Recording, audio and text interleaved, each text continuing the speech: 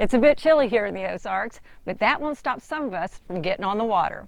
We're here at Kellysport Marine in Osage Beach, Missouri to chat with Captains Doug Beck and Bob May about ways you can stay warm and safe when you bundle up to go boating.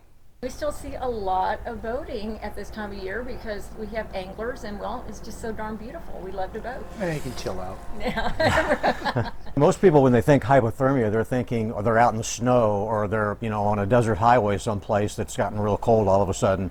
Hypothermia for us really is dangerous because of the water. And if you end up in the water here, the water temperature continues to drop. So, being prepared, making sure you have a life jacket on is ultimately important. There's 3 stages of hypothermia. First stage is kind of a mild hypothermia where you're shivering, okay? And you're still conscious. You have the ability to move and you can still operate, okay? The second stage is when really convulsive shivering, your breath is taken away, your muscles are starting to cramp up. Now that's where the danger comes in, because if your muscles start to cramp up, you're not able to swim. Again, that's where a life jacket will help you keep you buoyant. And then the third stage actually is unconsciousness. You're not able to move. CPR needs to be taken. And there's various first aids that need to be done in order to bring somebody out of hypothermia. In the first stage, basically warm liquids and warm clothing.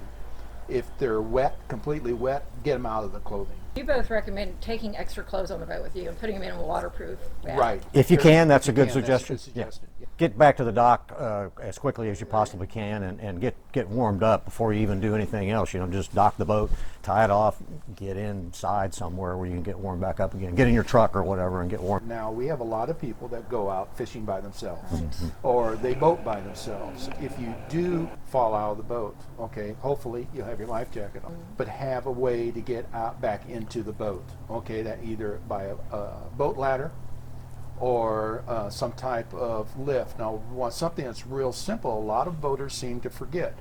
You have your outboard, okay? Right. And on the side of the outboard, there is a switch that will lift your lower unit up.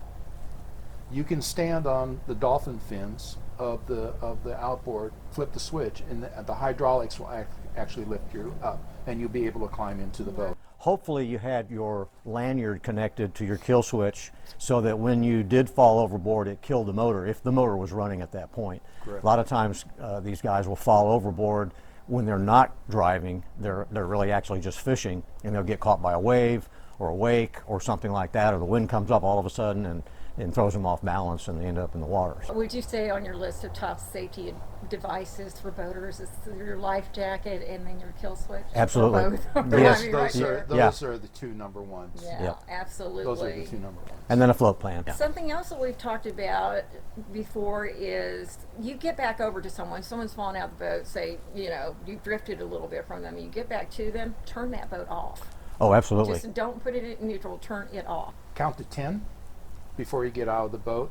That allows that prop to stop spinning, because even though the engine is off, that propeller is still moving. Wow. And that can cut. When you run your engine in cold weather like this, in cold water, is there something that you should keep an eye out for that maybe is particularly stressful for the engine, or they just plow right through this cold weather? Let them warm up. Okay. Let the oil, because that oil is going to be a little thicker, and so you just don't want to just start it up and go. Get it warm, just like you would on your car. Wow, the things I didn't know, gentlemen. Are we missing anything? We've covered a lot of ground, We have. and a lot of water. It might be cold, but we are still big fans of getting on the water at floatyourboats.com. So thank you to Captains Doug Beck and Bob May for coming out today. And remember, for all the tips you need to get off the dock and on the water, keep coming back to floatyourboats.com.